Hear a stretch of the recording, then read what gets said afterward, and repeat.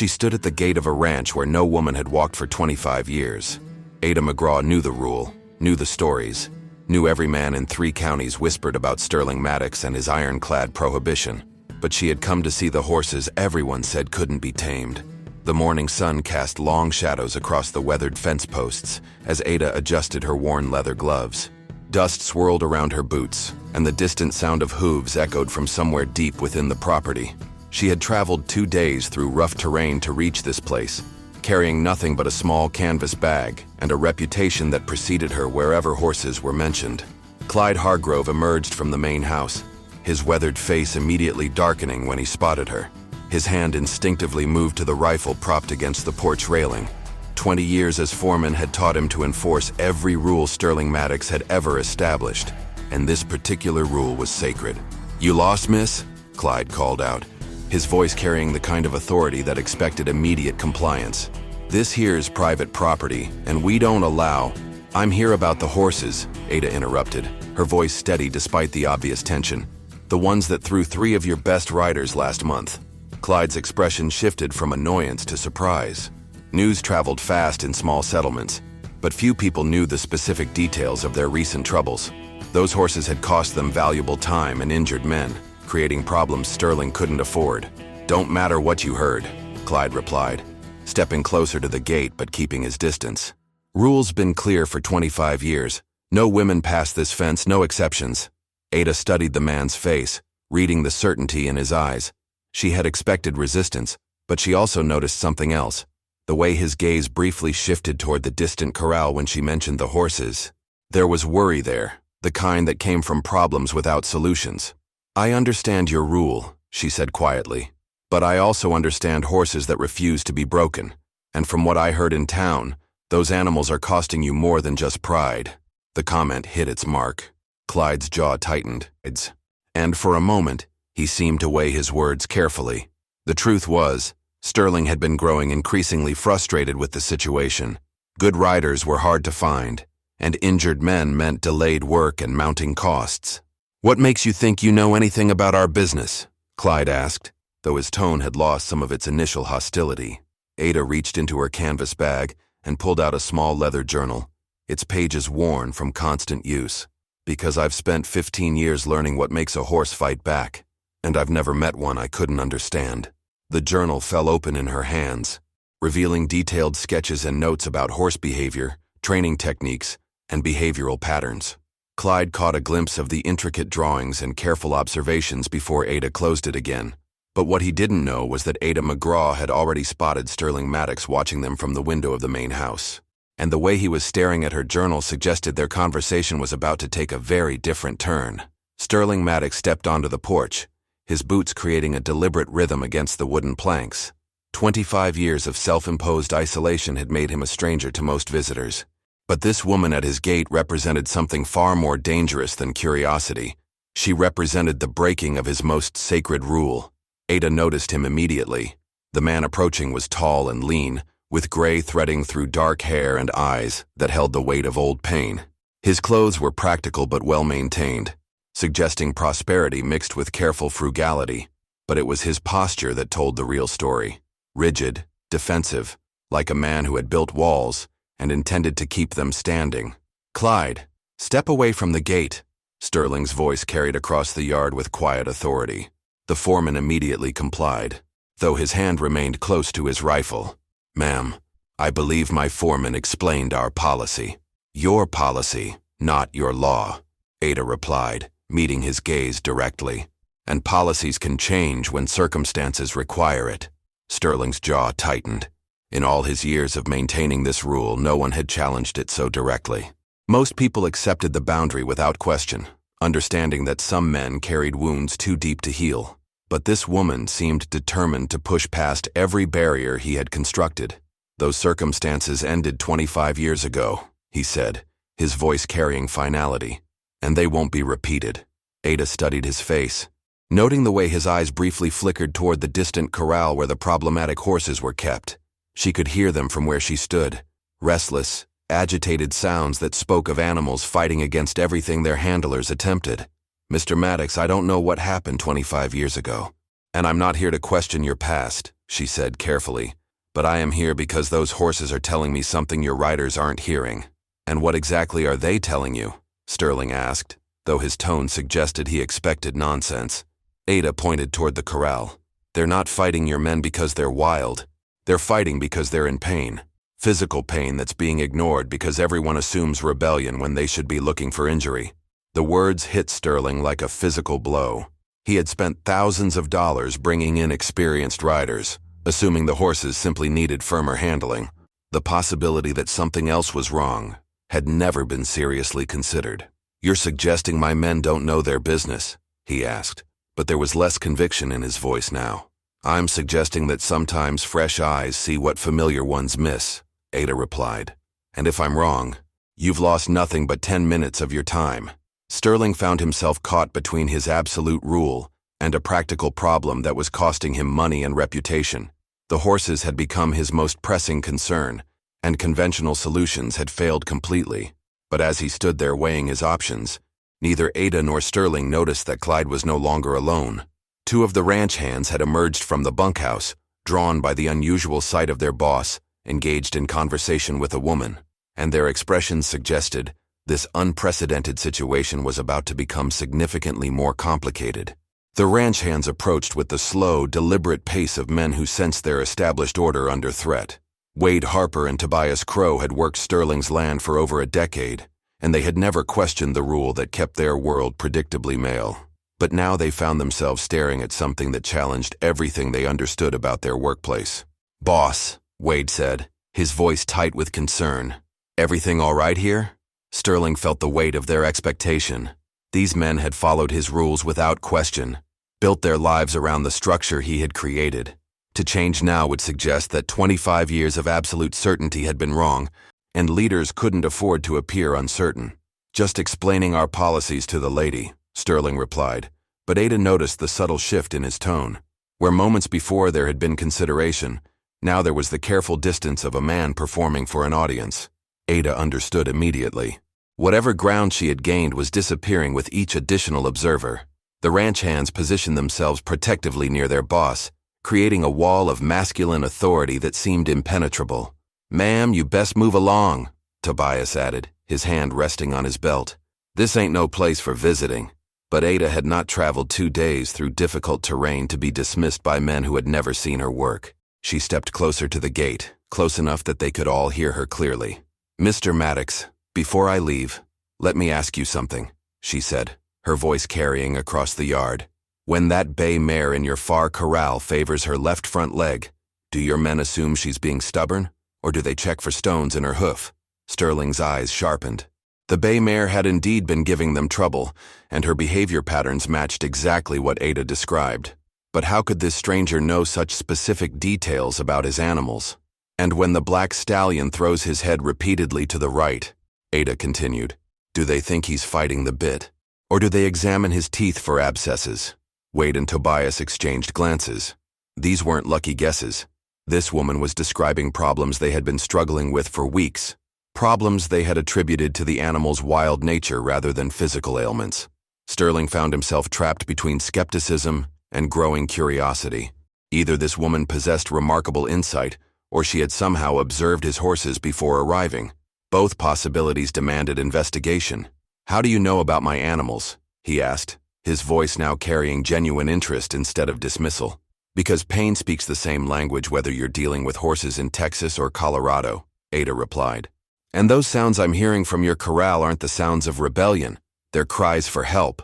The ranch hands shifted uncomfortably. If she was right, it meant they had been fighting the wrong battle for months. But if she was wrong, Sterling was considering breaking his most important rule for nothing. As if summoned by their conversation, a sharp whinny pierced the air from the distant corral, followed by the sound of hooves striking wood. The bay mare Ada had mentioned was clearly in distress, and the timing couldn't have been more perfect for her argument. Sterling stared toward the sound, then back at Ada. For the first time in 25 years, his absolute certainty was cracking. But what he didn't know was that Ada McGraw had one more card to play, and the decision he was about to make would force him to confront the very reason he had created the rule in the first place. Ada reached into her canvas bag once more, this time pulling out a small metal tool that gleamed in the morning sunlight. The ranch hands tensed, unsure of her intentions, but Sterling recognized the implement immediately. It was a specialized hoof pick, designed for examining stones and debris in horses' hooves. Exactly the kind of tool a true horseman would carry. "Mr. Maddox, I can prove what I'm saying," Ada said, holding up the tool. "Let me examine just one horse. If I'm wrong about the pain, I'll leave immediately and never return. But if I'm right, maybe it's time to consider that some rules cost more than they protect." Sterling felt the weight of decision pressing down on him. His ranch hands were watching, waiting for him to maintain the authority they had always respected. But the practical side of his mind couldn't ignore the mounting costs of injured riders and unproductive horses. "Boss," Wade interrupted, "you can't seriously be considering this. The rule exists for good reason." 25 years, Tobias added, his voice carrying the weight of tradition. "That's longer than some towns have existed out here." But Sterling was remembering the bay mare's behavior, the way she consistently favored that left leg, the frustration in her movements that his men had interpreted as stubbornness. If Ada was correct, they had been punishing animals for expressing pain, making their suffering worse with each training session. "One horse," Sterling said finally, his voice barely above a whisper. "You examine one horse with witnesses present. If you're wrong, you leave, and never mention this place to anyone." Ada nodded, understanding the gravity of what he was offering. Breaking a 25-year rule, even temporarily, would have consequences that rippled far beyond this single moment. Clyde unlocked the gate with obvious reluctance, the metal hinges creaking as if protesting the violation of long-established boundaries. The sound seemed unnaturally loud in the morning air, and every man present understood they were witnessing something unprecedented. As Ada stepped onto Sterling Maddox's property, she became the first woman to cross that threshold in a quarter-century. The ground beneath her feet was the same dust that countless men had walked, but her presence transformed the space into something entirely different. The group moved toward the corral where the problematic horses were kept. With each step, Sterling felt his carefully constructed world shifting around him. The rule had been his anchor, his way of ensuring that the devastation of 25 years ago could never repeat itself. But as they approached the bay mare, Ada's confident stride and professional demeanor began to chip away at his certainty. She moved like someone who belonged around horses, her posture and pace suggesting years of experience with difficult animals. The bay mare spotted their approach and immediately began showing the behaviors Ada had described. The favoring of the left leg, the restless movement, the way she held her head when weight shifted to that particular hoof. "There," Ada said quietly, pointing to the mare's movement patterns. "Watch how she compensates, how she tries to tell you what's wrong." Sterling watched, and for the first time, he began to see his horses through different eyes. But what he didn't realize was that Ada's examination would reveal something far more significant than a simple stone in a hoof, something that would force him to confront the real reason he had banned women from his property, and the truth about what had happened 25 years ago. If this story is touching you in any way, don't forget to hit the like button, share it with someone who loves a good Western tale, and subscribe to the Western Redemption channel. Every single day at exactly 1 p.m., a brand new story drops, packed with emotion, justice, and redemption. So turn on the notification bell and don't miss the next chapter, because out here in the West, no one waits around. Ada approached the bay mare with movement so calm and deliberate that even the nervous animal seemed to sense her different energy. While Sterling's men had always used firm control and dominant postures, Ada simply stood near the fence, allowing the horse to observe her without pressure. "She's not mean," Ada said softly, her eyes never leaving the mare. "She's protecting herself the only way she knows how." The bay mare took tentative steps toward the fence, her left leg still showing the telltale signs of discomfort. But instead of the aggressive snorting and head-throwing the ranch hands expected, the animal seemed almost curious about this new presence. Sterling watched in amazement as Ada extended her hand slowly, palm up, allowing the mare to investigate her scent. Within minutes, the horse that had thrown 2 experienced riders was calmly accepting Ada's touch. "How is she doing that?" Wade whispered to Tobias, both men staring in disbelief. "Experience," Sterling replied, though his voice carried a strange note of recognition, the kind that comes from understanding instead of dominance. Ada ran her hands along the mare's neck, speaking in low tones that seemed to calm the animal further. Then, with practiced efficiency, She lifted the horse's left front hoof and began examining it with her specialized tool. "Here," she said after a moment, holding up a sharp piece of metal. "Barbed wire fragment, embedded deep enough that walking drives it deeper. She's been in constant pain for weeks." The silence that followed was profound. Sterling's men had attributed the mare's behavior to wildness, stubbornness, even malicious intent. But the simple reality was that she had been trying to communicate suffering in the only way available to her. "I'll be damned," Clyde muttered, his earlier hostility replaced by grudging respect. "We never thought to check for something like that." "Most people don't," Ada replied, gently lowering the mare's hoof. "When an animal fights back, the assumption is usually behavioral rather than medical. But horses don't lie about pain." Sterling found himself studying Ada with new eyes. Her movements around the animal, her understanding of equine behavior, even the way she carried herself suggested years of serious experience. This wasn't a curious amateur. This was someone who understood horses at a level his own men had never achieved. "The black stallion you mentioned," he said carefully. "What do you think you'll find there?" "Dental abscess, most likely," Ada replied without hesitation. "The head-throwing pattern suggests infected tooth roots. Painful enough to make any horse fight against anything that increases the pressure."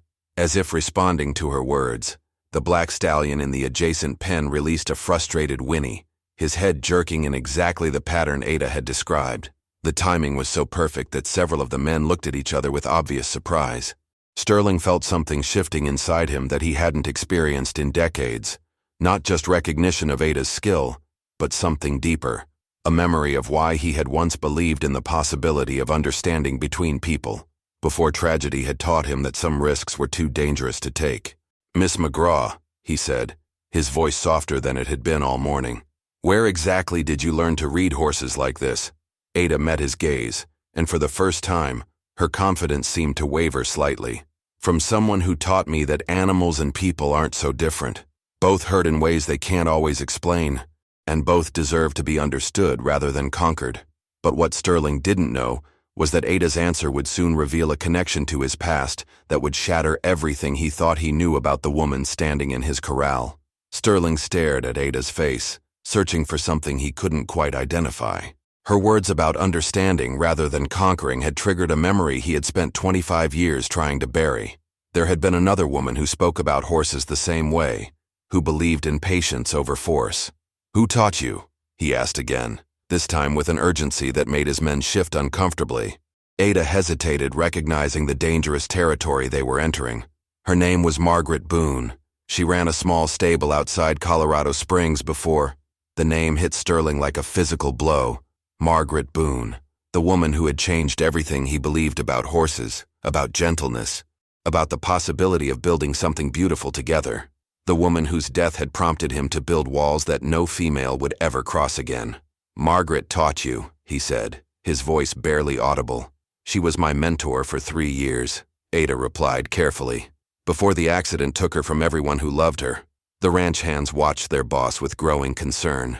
They had never seen Sterling Maddox lose his composure, but something was clearly breaking inside him.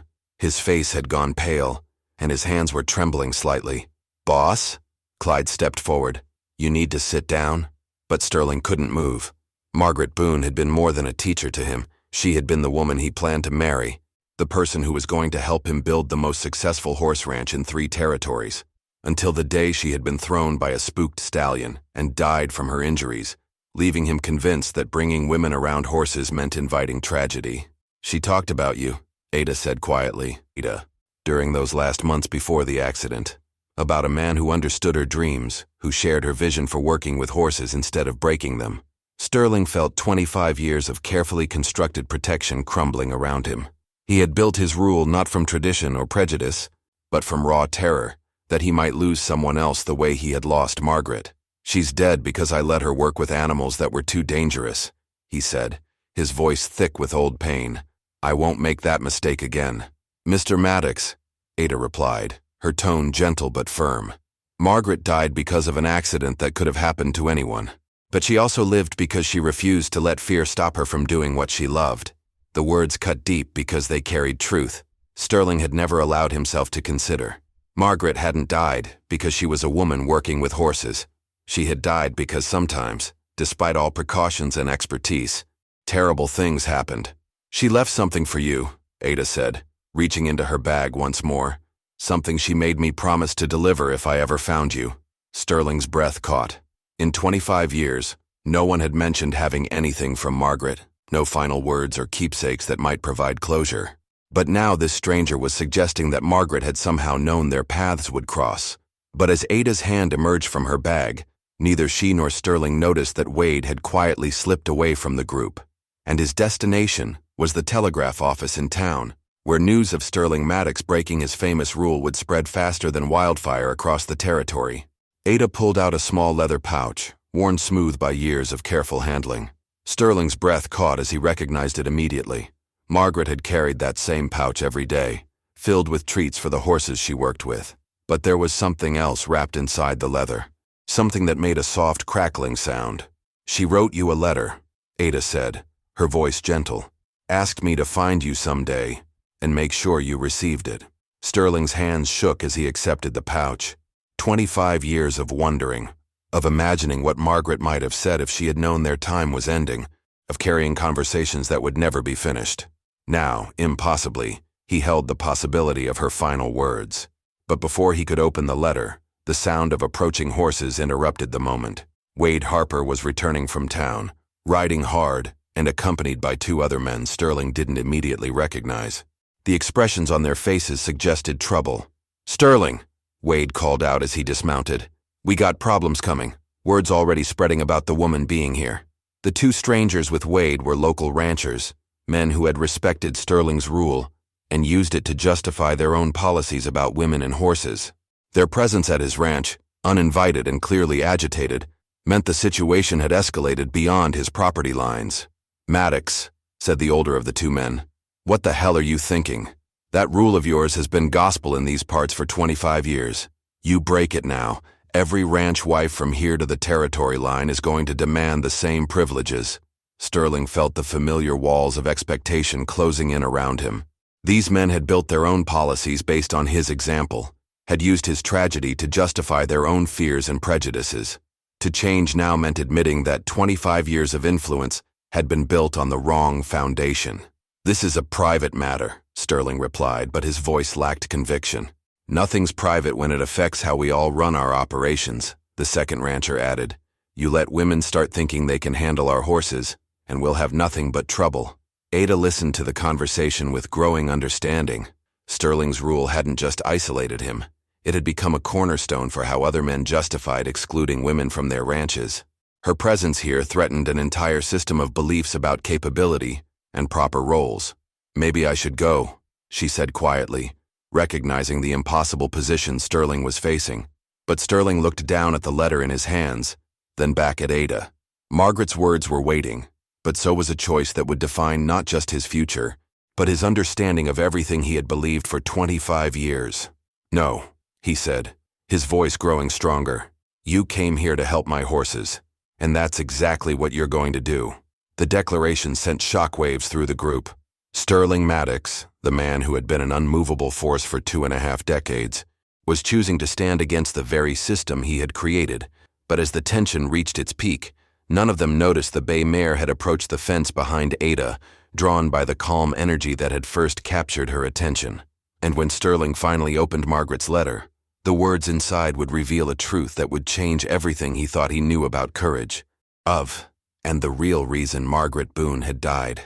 If you enjoyed this story, click the video on your screen now to watch another unforgettable Western tale where destiny and courage collide in ways you never expected. Don't forget to subscribe and consider a super chat to help us keep bringing you more stories like these. Your support means everything to us.